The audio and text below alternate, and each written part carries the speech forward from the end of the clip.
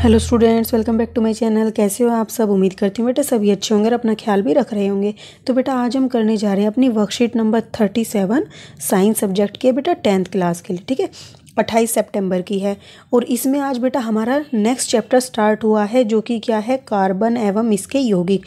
जो हमारा बेटा इससे पहले चला हुआ था धातु एवं अधातु, उसमें हमने मेन टॉपिक किए थे क्योंकि आपके सिलेबस में इस बार वही टॉपिक आएंगे, बाकी जो है डिलीट हो चुका है। ठीक है, इसमें भी बेटा अब हम कुछ मतलब मेन टॉपिक ही पढ़ेंगे। तो आपके 5 चैप्टर्स हो चुके हैं, उनको रिवाइज कर लेना अच्छे से। चलिए स्टार्ट करते हैं। आज पढ़ेंगे हम कार्बन के बारे में, कार्बन एवं इसके यौगिक में।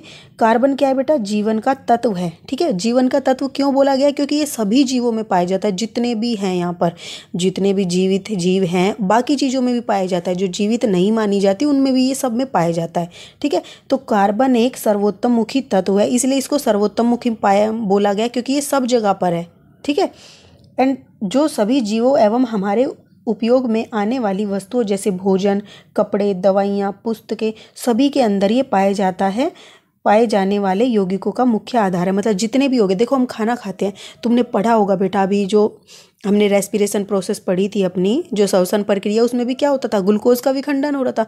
ग्लूकोज किससे बना हुआ था बेटा? C6, ये था ना C6H12O6। तो ये क्या है? कार्बन कार्बन है। ठीक है, कार्बन के परमाणु हैं इसमें, या कार्बन के अणु से मिलकर बना है। तो ऐसे ही हर चीज़ कार्बन के अणु और परमाणुओं से मिलकर बनी हुई है। ओके, अब ये बात अलग है कि उनकी परसेंटेज अलग अलग है कि कहाँ पर कितनी पाई जाती है। जैसे कि भूपर्पटी, भूपर्पटी क्या होता है बेटा? ये अर्थ है, इसके जो ऊपरी परत होती है ना, उसको बोला जाता है भूपर्पटी। तो उसमें केवल 0.02% कार्बन खनिजों के रूप में पाया जाता है। तो कार्बन खनिजों के रूप में कहाँ पाया जाता है? जो अर्थ होती है, पृथ्वी है, उसके ऊपरी जो परत है उसमें पाए जाते हैं खनिज लवण। उसके अंदर ये 0.02% पाया जाता है। जैसे कि कोयले में, पेट्रोलियम में, कार्बोनेट में और हाइड्रोजन कार्बोनेट में। ये सारे क्या है बेटा? खनिज लवण है। ठीक है, खनिज कह सकते हो आप इनको। ये जो हमारी अर्थ के अंदर पाए जाते हैं, उन सब में इतने % पाया जाता है, इतने प्रतिशत पाया जाता है। और वातावरण में बेटा 0.03 कार्बन डाइऑक्साइड होती है। हम कहते हैं वायु के अंदर कितनी सारी गैसें होती हैं, उनमें से एक कार्बन डाइऑक्साइड होती है। ठीक है, तो देखो कार्बन डाइऑक्साइड में भी क्या है, एक कार्बन के परमाणु से मिलकर बना हुआ है। तो वो कार्बन का परमाणु कितना है? 0.03% है। ठीक है, अब कार्बन है क्या चीज़? कार्बन में मतलब क्या क्या इसके विशेषताएं हैं? तो कार्बन एक अधातु है। हमने अभी धातु अधातु चैप्टर पढ़ा था बेटा। तो कार्बन क्या है? एक अधातु है, क्योंकि ये, ठीक है, इसका प्रतीक क्या है? C से इसको हम डिनोट करते हैं, बताते हैं। परमाणु संख्या किसकी कितनी है बेटा? इसमें परमाणुओं की संख्या 6 है। ठीक है, यानी कि इसमें 6 मतलब प्रोटॉन है और 6 इलेक्ट्रॉन है। ओके, देखो यहाँ पर आपको दिखाया गया है, यहाँ पर न्यूट्रॉन को प्लस में दिखाई, ये गलत है, ये प्रोटॉन प्लस में आएगा। ठीक है, अब कार्बन क्या है? कार्बन का जो इलेक्ट्रॉनिक विन्यास है वो क्या होगा? 2-4। क्यों होगा बेटा? हमने क्या पढ़ा था कि जो कोई भी मतलब कि आप कहो धातु है या अधातु है, उसके अंदर जितने भी इलेक्ट्रॉन होते हैं वो किस में होते हैं? कक्ष में होते हैं, डिवाइड अलग अलग। ठीक है, देखो बेटा मैं आपको अच्छे से समझाती हूँ। यहाँ पर क्या है, जो कक्ष होते हैं, ठीक है, क्या करते हैं इलेक्ट्रॉन्स? वो प्रोटॉन्स और न्यूट्रॉन्स तो क्या होते हैं, इसके नाभिक में होते हैं, और जो इलेक्ट्रॉन होते हैं वो कक्षों में डिवाइड होते हैं। ठीक है, तो पहले कक्ष में कितने आते हैं बेटा? हम पढ़ चुके हैं इसको, 2 आते हैं। उससे नेक्स्ट में कितने आते हैं? 8 आते हैं। लेकिन देखो जो कार्बन है उसके पास तो कुल ही कितने हैं? 6 इलेक्ट्रॉन है, जिसमें से 2 तो किस में आ गए? पहले कक्ष में आ गए। तो कितने बचे? 4 बचे। तो इसमें जो दूसरा कक्ष है उसमें 4 आ जाएंगे। ठीक है, तो यही आपको यहाँ पर दिखाया गया है। अब इसमें देखो बेटा, इसलिए इसका इलेक्ट्रॉनिक विन्यास क्या हो गया? 2 और 4, यानी कि पहले कक्ष में 2 है, दूसरे कक्ष में 4 है। उसके बाद क्या बोला है कि जो कार्बन है बेटा वो चतुर्संयोजी है। तो ये चतुर्संयोजी का मतलब क्या है कि जो इसके बाहर के ये हैं 4 इलेक्ट्रॉन, ये क्या करता है? दूसरे के साथ इनकी शेयरिंग करता है। तो वो शेयरिंग क्यों करता है? ठीक है, सहसंयोजकता क्यों करता है? वो देता क्यों नहीं है? जैसे आयन करते थे ना, आयन क्या करते थे? या तो वो दे देते थे या फिर ले लेते थे। लेकिन कार्बन ऐसा नहीं करता, उसका कारण है। और ये करते क्यों है लेना देना? ये अपने जो कार्बन उत्कृष्ट गैस विन्यास है उसको प्राप्त करने के लिए ऐसा करते हैं। तो अब कार्बन उत्कृष्ट गैस विन्यास को प्राप्त करने के लिए क्या करता है? कार्बन न तो 4 इलेक्ट्रॉन खोकर C4+ आयन बनाता है, यानी कि 4 दे देगा तो बेटा क्या होगा? 4+ आ जाएगा उसके ऊपर चार्ज या आवेश। और न ही 4 इलेक्ट्रॉन प्राप्त कर यानी कि ग्रहण करके C4 नेगेटिव, यानी कि ग्रहण करते तो नेगेटिव आ जाता है। ना तो ये बनाएगा ना ये बनाकर आयनिक आबंध नहीं बनाता वो। ठीक है, ना तो देता है ना लेता है चार, क्योंकि देखो चार है उसके पास और कंप्लीट करने के लिए उसको चार इलेक्ट्रॉन चाहिए। या तो वो चार इलेक्ट्रॉन दे के अपने दो ही रख ले, और या फिर चार इलेक्ट्रॉन लेके अपने क्या कर ले, आठ कंप्लीट कर ले। तो वो ऐसे इन दोनों में से कुछ भी नहीं करता। क्यों? क्योंकि कार्बन द्वारा चार इलेक्ट्रॉन खोने के लिए अत्यधिक ऊर्जा की आवश्यकता होगी। तो बेटा इसके पास जो चार इलेक्ट्रॉन है बाहर, अब इसको अधिक ऊर्जा की आवश्यकता क्यों होगी? जो देखो बेटा ये बात सोचो, जो नाभिक के सबसे पास में कक्ष होते हैं ना, उन कक्ष से इलेक्ट्रॉन्स को निकालना बहुत ज़्यादा मुश्किल होता है, बहुत ज़्यादा ऊर्जा की आवश्यकता होती है।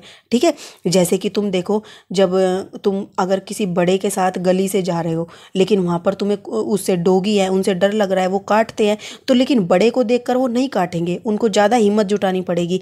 और अगर आप अकेले होंगे या दूर होंगे उनसे, तो क्या होगा, वो तुम्हें काट सकते हैं, डर लग सकता है तुम्हें भी। तो ये क्या है, नाभिक के पास में है, तो इससे दूर निकालने के लिए उनको ज़्यादा ऊर्जा की आवश्यकता होगी। ठीक है, तो वो भी नहीं करेगा वो। एवं चार अतिरिक्त इलेक्ट्रॉन को धारण करना कार्बन के 6 प्रोटॉन वाले नाभिक के लिए अत्यंत कठिन होगा। तो बेटा देखो इसमें कितने हैं, टोटल 6 प्रोटॉन है नाभिक के अंदर।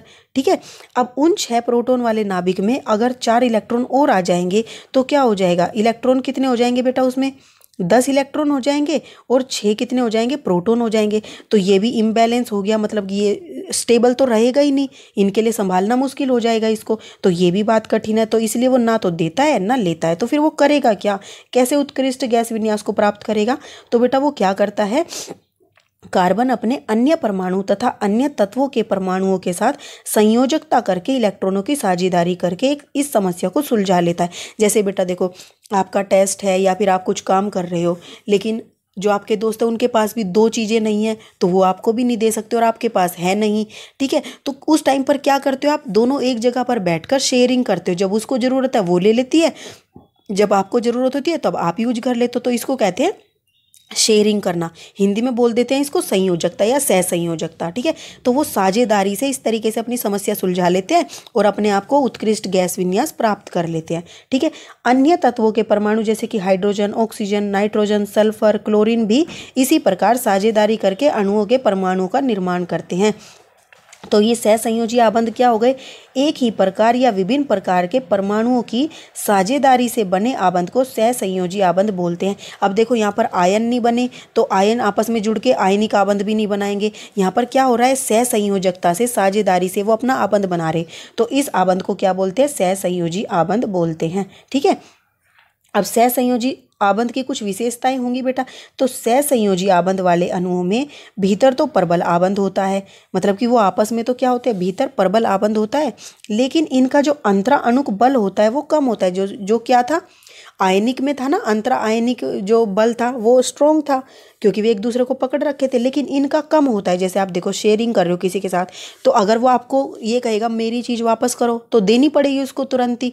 ठीक है, मना नहीं कर सकते। लेकिन कई चीज़ जब आप ले लेते हो किसी से पैसे देकर या किसी चीज़ से, तो उसको तो आप आसानी से नहीं देते ना, लेकिन अगर आप किसी से शेयरिंग में ले रहे हो तो आपको उसको आसानी से देना पड़ता है। तो ये समझ लो, इसी तरीके से इनमें क्या होता है, बल कम होता है, तो वो जल्दी से मतलब हट भी जाता है, आबंध टूट भी जाता है। तो फलस्वरूप इनके गलनांक और कवतनांक भी कम होते हैं। क्यों? क्योंकि जब इनको क्या करेंगे बेटा, गर्म करेंगे, तो ये जल्दी से जो इनका आयनिक आबंध है वो टूट जाता है, जिसकी वजह से क्या होते हैं, इनकी जो सहसंयोजकता थी, साझेदारी थी, वो खत्म हो जाती है। इलेक्ट्रॉन की साझेदारी होती है, इलेक्ट्रॉनों की साझेदारी होती है बेटा इसमें, और आवेशित कण नहीं बनते। इसमें आवेशित कण नहीं बनते क्योंकि इलेक्ट्रॉन ये शेयर करते हैं, किसी को देते नहीं है, ना किसी से लेते हैं, तो आयन बनेगी नहीं, यानी कि इनके पास कमी भी नहीं होगी किसी चीज़ की और अधिकता भी नहीं होगी, जब वो दे ही नहीं रहे किसी से और ना ले रहे हैं, बस शेयर कर रहे हैं। ठीक है, सहसंयोजी यौगिक सामान्यतः विद्युत के कुचालक होते हैं। अब बेटा वो कुचालक होते हैं क्यों? क्योंकि वो कण नहीं बना रहे। अब देखो, जब उसको हम जल में घोलेंगे तो वो घुलेंगे नहीं, और मतलब घोलने की कोशिश करते तो वो टूट जाते हैं टुकड़ों में, लेकिन आयन नहीं बनाते वो। ठीक है, तो इस वजह से क्या होता है, वो जल में घुलनशील नहीं हो पाएंगे और वो आयनों में जो फ्री या उन्मुक्त आयन होते हैं, स्वतंत्र रूप से घूमते हैं, गति करते हैं, जिसमें से क्या होता है, विद्युत प्रवाह कर पाती है, वो नहीं बन पाएंगे, तो उसमें विद्युत प्रवाह नहीं होएगी। तो इस वजह से ये क्या हो गए, विद्युत के कुचालक भी हो गए। ठीक है, अब यहाँ पर देखो बेटा किस तरीके से ये सहसंयोजकता करते हैं इलेक्ट्रॉनों की। तो यहाँ पर लिया है हाइड्रोजन। ठीक है, तो 2 हाइड्रोजन लिए, हाइड्रोजन का अणु लिया। ठीक है, तो हाइड्रोजन के 2 परमाणुओं के बीच एकल बंध होता है। तो देखो, जब एक हाइड्रोजन है और ये एक हाइड्रोजन है, इन दोनों को अलग अलग बोलेंगे परमाणु, ये हाइड्रोजन का परमाणु, ये हाइड्रोजन का परमाणु, ये दोनों मिलकर क्या बनाएंगे, हाइड्रोजन का अणु बनाएंगे H2। ठीक है, हम पढ़ चुके हैं इसको बेटा, अपनी 9th में पढ़ चुके होंगे आप इसको, कि परमाणु मिलकर क्या बनाते हैं, अणु बनाते हैं। तो अब यहाँ पर देखो हाइड्रोजन के पास कितना होता है बेटा, एक होता है। ठीक है, तो एक इसका है, हाइड्रोजन के पास एक होता है, दूसरे हाइड्रोजन के पास भी एक होता है। लेकिन देखो जो पहला कक्ष होता है उसमें कितने आते हैं, ये नाभिक हो गया बीच में, पहले कक्ष में 2 इलेक्ट्रॉन की जरूरत होती है, तभी वो उत्कृष्ट गैस विन्यास प्राप्त कर सकते। तो दोनों ही हाइड्रोजन को एक एक चाहिए, दे भी नहीं सकते ये, क्योंकि नाभिक के पास है, फिर तो बिल्कुल भी नहीं रहेंगे ये स्टेबल। तो क्या करेंगे, दोनों शेयर कर लेते हैं। तो शेयर करेंगे तो ये किस तरीके से बनाएंगे बेटा, ये इलेक्ट्रॉन बीच में इस तरीके से इनकी शेयरिंग हो जाती है। ठीक है, अब यहाँ पर तुम देख रहे हो कि 2 इलेक्ट्रॉन के मिलने से एक आबंध बनता है। ठीक है, तो यहाँ से देखो एक आबंध बनेगा इनके बीच में, इसलिए ये बोला गया एकल आबंध। एक इलेक्ट्रॉन इसने दिया, एक इलेक्ट्रॉन इसने दिया, तो दोनों के एक एक इलेक्ट्रॉन देने से एकल आबंध बना। ठीक है, जैसे तुम एक एक हाथ पकड़ो अपनी फ्रेंड का, तो वो एक हाथ से क्या बनेगी, एक तुम कह सकते हो एक रस्सी की टाइप बन जाएगा। अगर आप 2 हाथों से पकड़ोगे तो वो डबल हो जाएगा। ठीक है, तो ये समझ आ गया। इसी तरीके से बेटा जो ऑक्सीजन का अणु है O2, ये किससे मिलकर बना, 2 परमाणुओं से ऑक्सीजन के। अब इनमें क्या होते हैं, परमाणु का बेटा क्या होता है, कुल कितने इलेक्ट्रॉन होते हैं उसके अंदर, 8 होते हैं। ठीक है, तो 8 होते हैं, तो देखो 2 तो इसमें आ गए दोनों के। ठीक है, और फिर कितने बचे उसके, दूसरे वाले में कितने आएंगे, 6 आएंगे, सब में 6 आएंगे। तो हम इसके भारे जो ये तुम देख रहे हो ना, ये वाले जो कक्ष हैं, ये भारी वाले कक्ष हम बनाते हैं, भीतर वाले को नहीं बनाते। जो स्टेबल होता है उसको नहीं बनाते, जो भारी कक्ष है उसको बनाते हैं। तो हमने दोनों के ऑक्सीजन के भारी कक्ष बना लिए। ठीक है, तो दोनों के भारी कक्ष बनाएंगे तो बेटा देखो ये ऑक्सीजन रही, ये ऑक्सीजन रही, इसमें कितने हैं, इस कक्ष में 6 हैं। ठीक है, कितने हैं, 6। उसके बाद बेटा यहाँ पर कितने हैं, इसमें भी 6 हैं, क्योंकि 2 उसमें चले गए। ओके, तो ये 6 हो गए। अब इनको 2 चाहिए, तो 2 चाहिएंगे तो क्या करेंगे, 2 इसको चाहिए, 2 इसको चाहिए, तो ना तो वो दे सकते हैं ना ले सकते, तो क्या करेंगे, बोलेंगे शेयर कर लेते हैं। तो शेयर करेंगे तो बेटा जब किस तरीके से करेंगे, मैं ऊपर बना देती हूँ, इस तरीके से शेयर करेंगे, मतलब कि 2 शेयर करेंगे अब ये, क्योंकि दोनों को 2 की आवश्यकता है ना। तो यहाँ पर क्या होगा, 1 मिनट मैंने बना के दिखाती हूँ। तो ये देखो, ये इस तरीके से 2 1 मिनट, देखो ये हो गया, यहाँ पे ऑक्सीजन है, यहाँ पे ऑक्सीजन है, ये 2। ठीक है, ये आप क्रॉस से दिखाओ या आप डॉट से दिखाओ, आपकी मर्जी है। ठीक है, मैं आपको यहाँ क्रॉस से दिखा देती हूँ। तो ये 4 तो ये हो गए। अब 6 थे, 2 इन्होंने क्या किए, 2 अपने यहाँ पर दे दिए। आप अच्छे से बना लेना, दोनों ने 2 दे दिए, यहाँ पर शेयरिंग होगी।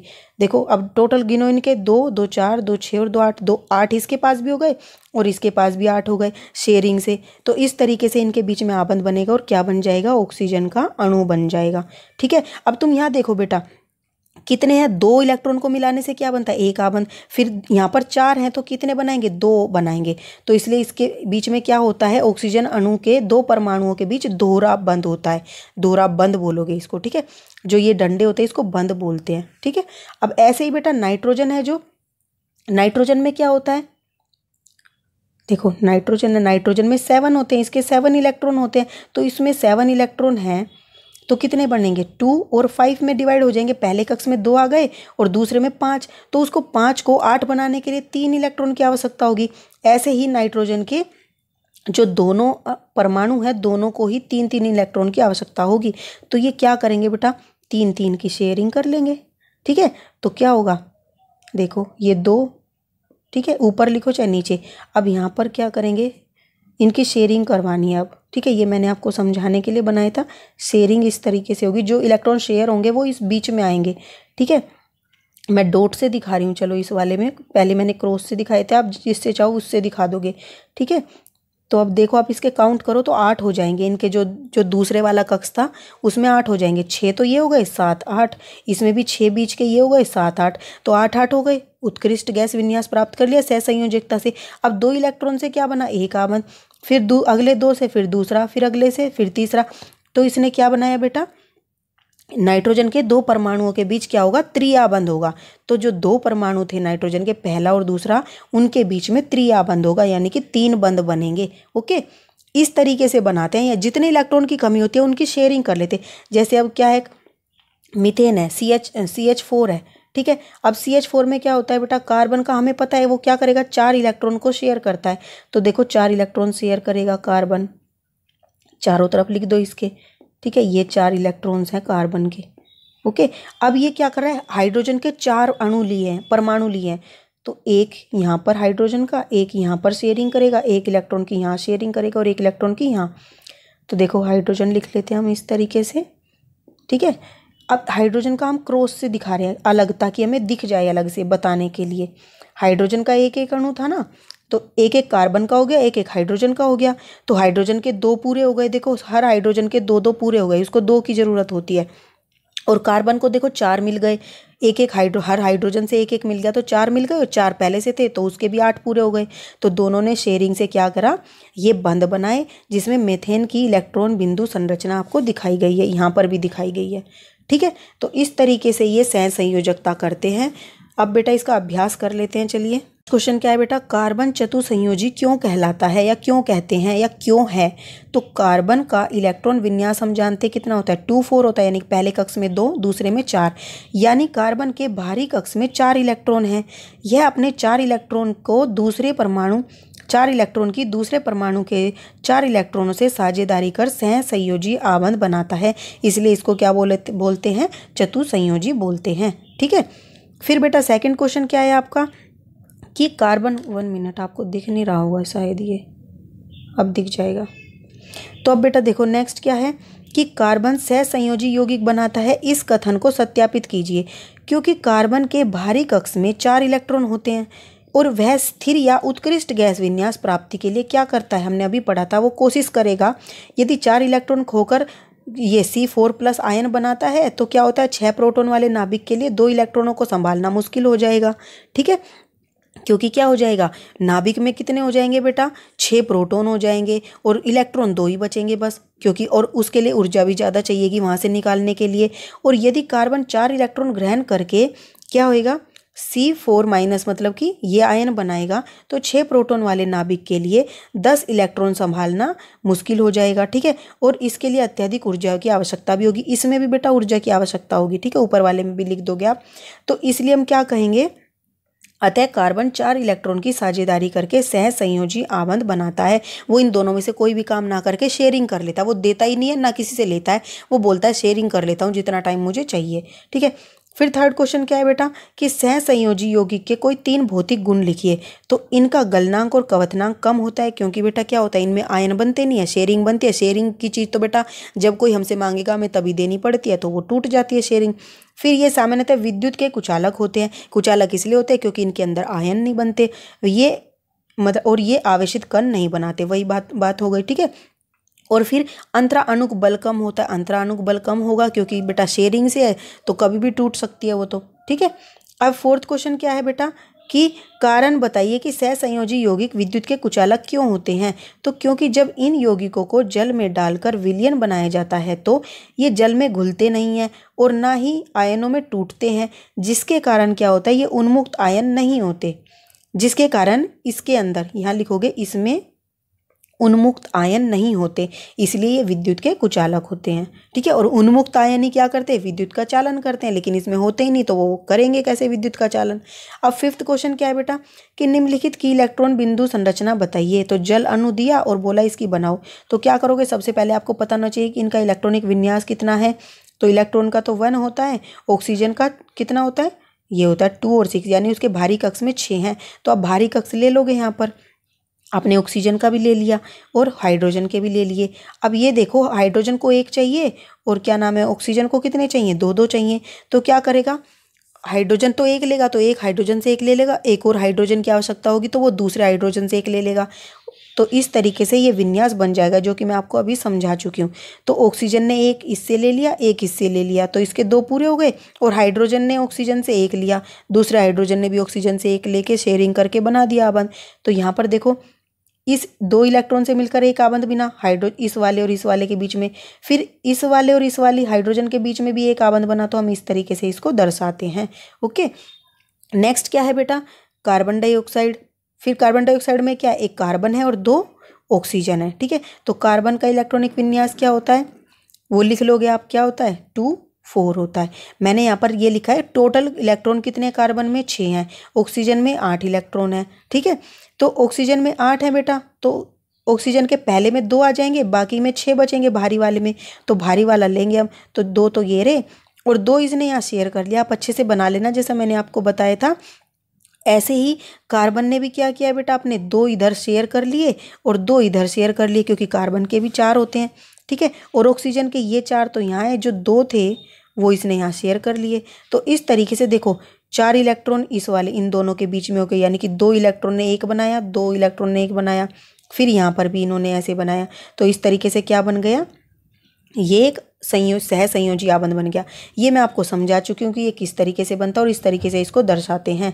ठीक है, तो ये थी बेटा आपकी आज की वर्कशीट, बड़ी ही इंटरेस्टिंग सी थी, समझने वाला कंसेप्ट और इजी भी है। तो उम्मीद करती हूँ आपको समझ आ गया होगा। फिर भी कोई डाउट रहे तो मेरे से आप कमेंट बॉक्स में पूछ लेना। ठीक है, इस वीडियो में इतना है। अपना नेक्स्ट टॉपिक हम अपनी नेक्स्ट वीडियो में करेंगे। तब तक के लिए ऐसे हंसते रहिए, मुस्कुराते रहिए, पढ़ते रहिए और आगे बढ़ते रहिए। Thank you.